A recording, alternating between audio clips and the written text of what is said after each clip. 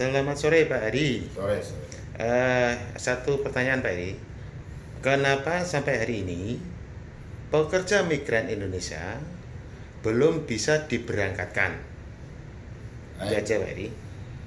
Ya, kita tahu kan bahwa negara kita ataupun negara dunia dan untuk saat ini kan masih mengalami nasib yang kurang baik ya, terutama dengan adanya COVID-19 yang terjadi di negara kita ataupun di negara dunia. Nah, tentu kita memahami tentu dengan kejadian-kejadian itu tentu pemerintah bagaimana bisa melindungi keamanan dan keselamatan dan pelindungan terhadap PNI yang ingin bekerja ke luar negeri. Nah, pada akhirnya pada tanggal 18 Maret tahun 2020 Bu Menteri Ida Fauziah mengeluarkan surat keputusan nomor 151 tahun 2020 yang mana keputusan tersebut penghentian sementara untuk pekerja migran Indonesia ke luar negeri. Nah, ini kalau kita melihat mulai tanggal 18 Maret sampai hari ini sudah mendekati 4 bulan.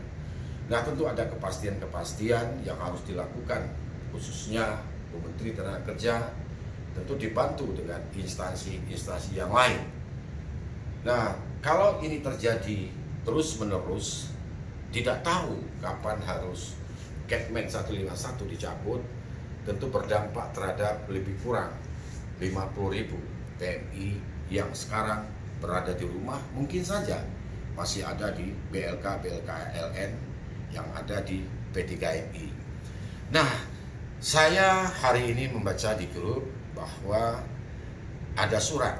Nah, pada tanggal, kalau tidak salah saya, pada tanggal 12 Juni tahun 2020, DPP Ajapti membuat surat ke gugus tugas yaitu penanganan percepatan COVID-19, membuat surat mungkin memohon atau minta rekomendasi agar langkah-langkah ataupun SOP yang harus dilakukan oleh pekerja migran dan P3MI, SOP-nya harus bagaimana. Alhamdulillah pada tanggal 14 Juli itu dari gugus tugas COVID-19 membalas surat salah satu asosiasi yaitu Asosiasi Perusahaan Jasa Tenaga Kerja yaitu Ajapti.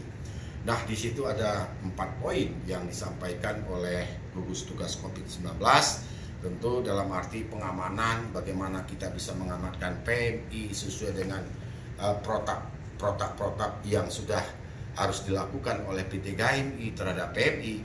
Nah, ini suatu berita yang baik untuk sementara ini apa yang dilakukan oleh gugus tugas COVID-19. Tentu kita berharap kepada Ibu Menteri Tenaga Kerja yaitu Bu Ida Fauziah untuk tanggap menyikapi karena di situ juga surat itu ditembuskan juga ke beberapa, ada Menteri Tenaga Kerja, BP2MI. Nah, tentu ini menjadi acuan untuk Ibu Menteri Tenaga Kerja Ida Fauziah untuk bisa segera ada kepastian untuk mencabut Kepmen 151 tersebut. Jangan ini terjadi terjadi pembiaran terus-menerus, artinya apa? Jangan sampai ini tidak ada keputusan. Kan kasihan kita melihat PMI. Mereka perlu mencari pekerjaan lagi sulit di negara kita. Tentu saya rasa mungkin ini sudah mendapatkan satu lampu hijau, ya kan?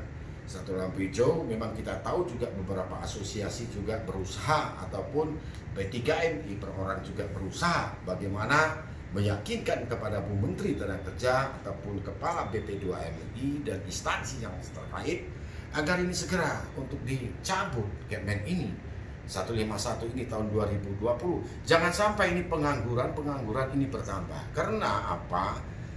Ini juga berisiko untuk P3MI, ya, berisiko juga untuk P3MI kalau anak terlalu lama di rumah, ya bisa aja terjadi mungkin mereka sering berkumpul dengan pihak keluarga. Nah, ini juga mungkin hamil, ini contoh ya, bisa jadi terjadi. Nah, ini juga menghambat. Yang kedua, kan kita pahami bahwa visa itu yang sudah turun dari luar negeri ini udah pada selesai, udah pada mati semua, karena visa itu kan ada batasnya. Nah ini juga akan berakibat, kasihan artinya PMI tadi dicarikan majikan baru, dan berapa bulan lagi harus menunggu. Ini juga persoalan ini tidak sederhana gitu. Sekiranya nanti ini dibuka pun, segera dibuka, kita berharap mudah-mudahan Bu Menteri bisa mendengar apa yang saya sampaikan, permohonan saya ini, Heri Darman selaku P3MI, kita berdoa. Mudah-mudahan Bu Menteri bisa segera untuk mencabut Kepmen 151 ini. Jangan sampai tidak ada kepastian, jangan sampai ini digantung-gantung. Kasihan 50 lebih kurang 50 PMI.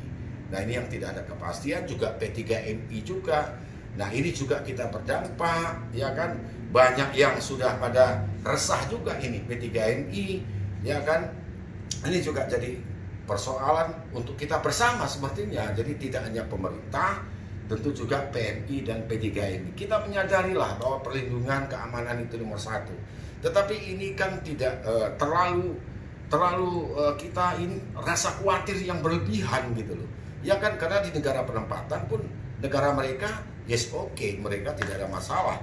Kita yang kita pahami, karena ada beberapa asosiasi yang menyatakan, saya juga menelpon agensi dan PMI, mereka dibilang seperti negara Hong Kong dan Taiwan tidak ada masalah, aman-aman saja.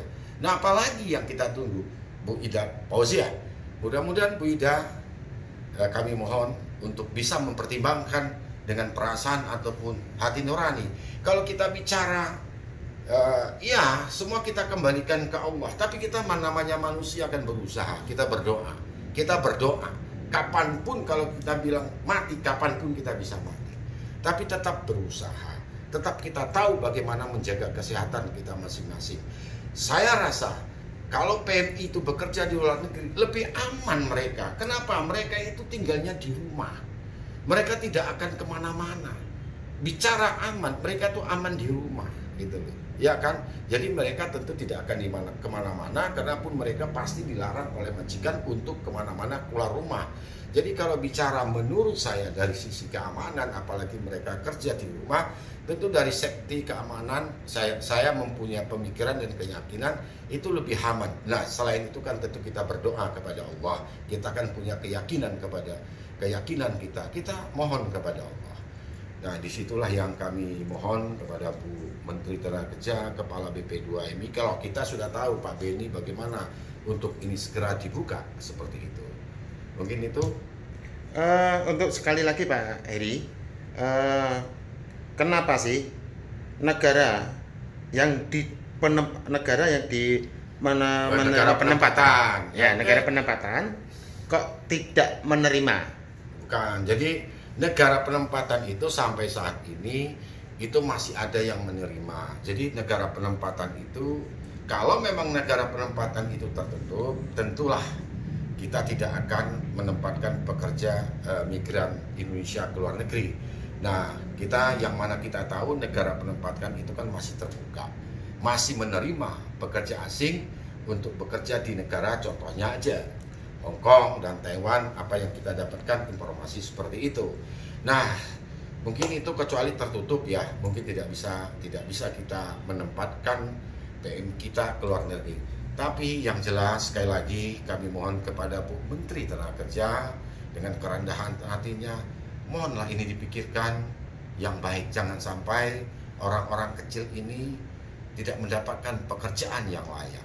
Tentu juga mereka memikirkan hidup mereka, bagaimana juga mereka membesarkan anaknya, bagaimana juga masa depan anak-anaknya dan keluarga. Ini perlu Bu Ida selaku Menteri Tenaga Kerja Indonesia, Republik Indonesia, mohon dengan sangat Bu Ida untuk bisa apa yang dia sampaikan ini untuk menjadi bahan untuk Bu Menteri Tenaga Kerja.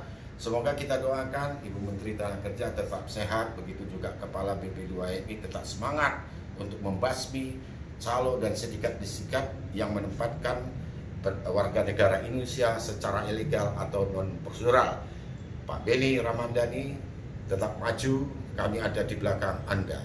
Mungkin itu yang bisa saya sampaikan. Saya Heri Darman, P3MI. Kiranya ada perkataan saya yang kurang berkenan, untuk rekan-rekan P3MI, sekali lagi saya mohon maaf yang sebesar-besarnya. Terima kasih. Wassalamualaikum warahmatullahi wabarakatuh.